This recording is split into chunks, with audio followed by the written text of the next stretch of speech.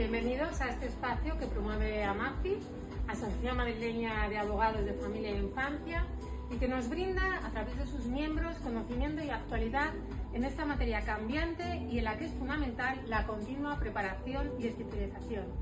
En esta píldora tenemos el placer de contar con nuestra socia y compañera, doña Diana Carrillo, experta y gran especialista en litigación y asesoramiento en Derecho Civil, Derecho de Familia e Internacional Privado. Diana además nos va a resolver algunas dudas muy frecuentes que se suscitan en torno a la pensión de alimentos. Muchas gracias, Diana, por tu tiempo y colaboración. Muchas gracias a ti, Cristina. Bueno, pues para empezar, vamos a ver si Diana nos aclara algo que parece ser que se sabe, pero realmente no se conoce. ¿Qué es la pensión de alimentos? Bueno, en primer lugar, la pensión de alimentos nos la define el artículo 142 del Código Civil. La pensión de alimentos incluiría todo lo que es el alojamiento, la educación, la salud, el vestido de los hijos menores de edad y los mayores de edad en caso de que no fueran independientes económicamente. A mí me gustaría decir que la pensión de alimentos además es que está basada en el principio de solidaridad. Es un principio que además es un principio constitucional. Es, como dicen varias sentencias del Tribunal Supremo, es la obligación más ética del ordenamiento jurídico, que es la de mantenerla, de sostenerla, de contribuir al sostenimiento de nuestros hijos. Muy bien, Diana. Bueno, pues una vez que nos ha quedado claro el concepto, ¿cómo se calcula?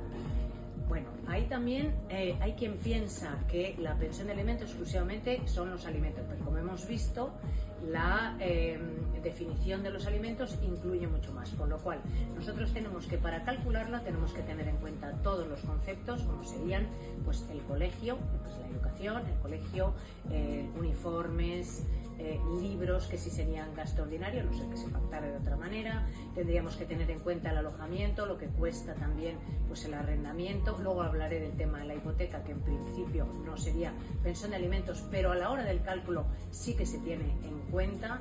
En definitiva, todos los gastos necesarios para el sostenimiento del niño: su vestido, su colegio, su educación, su comida, su ropa. Todos estos conceptos son los que tenemos que tener claros, tenemos que tener muy bien acreditados además para calcular cuál es la pensión de alimentos que podemos fijar. Y luego hay que tener en cuenta también los ingresos de los obligados al pago.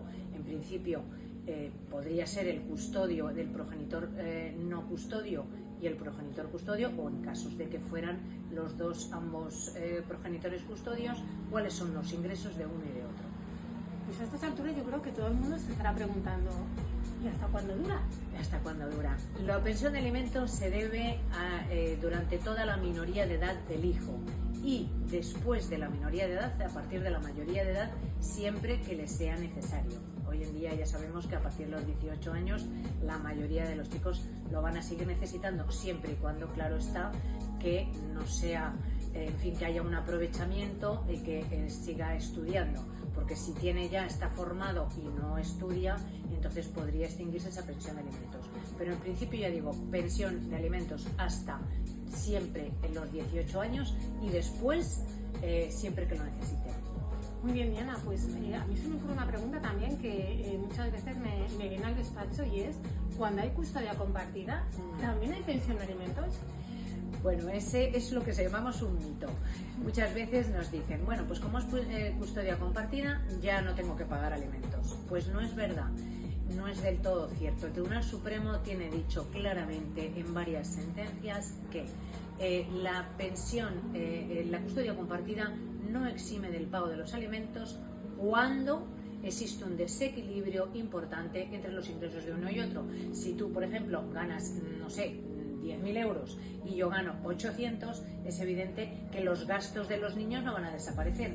Por lo tanto, tú tendrías que pasarme a mí una pensión, tendrías que pasarme para los hijos, ¿de acuerdo? Con lo cual, en principio, hombre, si los dos tienen unos ingresos similares, si se puede determinar que cada uno se haga cargo de los gastos ordinarios y por mitad, por ejemplo, los de educación.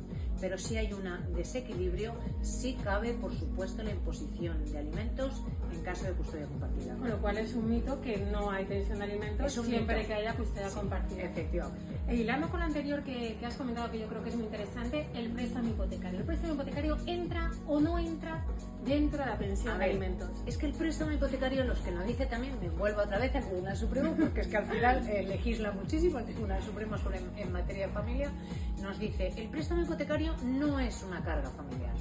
No es una carga familiar, pero no cabe duda que si tenemos una casa, tenemos unos hijos, tenemos un préstamo hipotecario, tenemos que calcular cuánto va a gastar, cuánto tiene cada uno de los progenitores que destinar de sus ingresos para el pago del préstamo hipotecario y si va a tener incidencia en la cuantía de la pensión de alimentos, porque como vuelvo otra vez, es verdad, el préstamo hipotecario no es carga familiar, sino que sería de las sociedades gananciales o del régimen económico que proceda.